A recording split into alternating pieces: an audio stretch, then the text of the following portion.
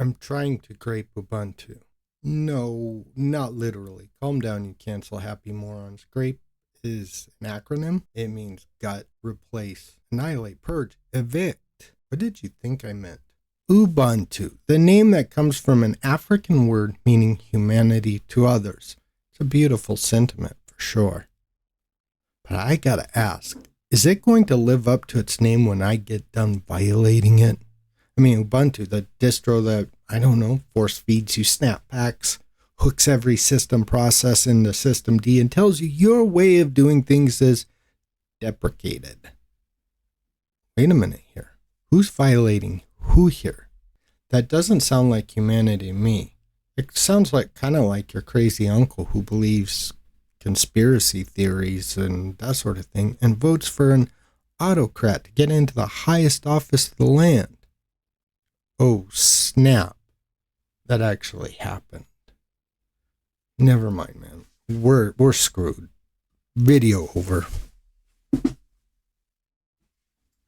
Look, I'm not against progress. I've been doing this since before half of these pudwhacker developers were potty trained.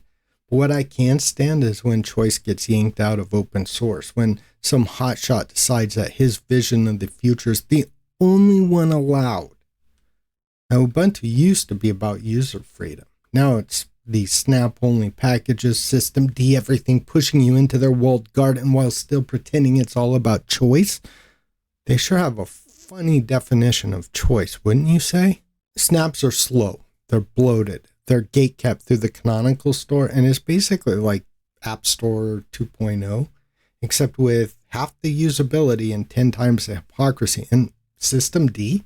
Don't even get me started. It's not an init system anymore. It's a freaking empire. It does your logging, your networking, your user sessions, your device management, even your tea brewing? Really? It's a monolith. It goes against the Unix philosophy in every conceivable way. So here's what I've been attempting to do for a few days now. I've been trying to grape Ubuntu. Yes, I want to remove systemd and destroy snapd and show you how to get your damn computer back. I'm thinking of installing S6 and using this as an init system. I've managed to write a script that installs it from source. Honestly, it was fairly easy.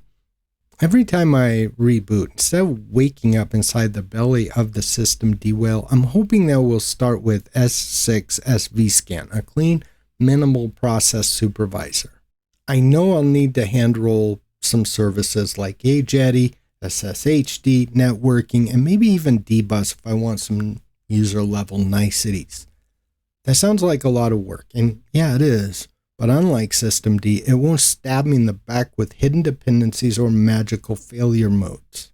Once I got a working boot and basic services under SV6, it's time to put systemd out of its misery. Some of you are asking, why bother? I mean, Ubuntu works just fine. Yeah, you know what else works just fine? Facebook, Google Docs, Windows 11. Being fine isn't the point. Choice is. And when you let developers take that away, one dependency at a time, you end up with a system that no longer belongs to you.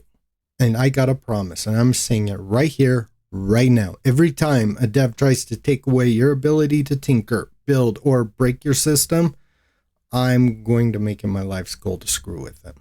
I will fork their projects. I will rewrite their scripts. I will find ways to undo the bad ideas that they come up with.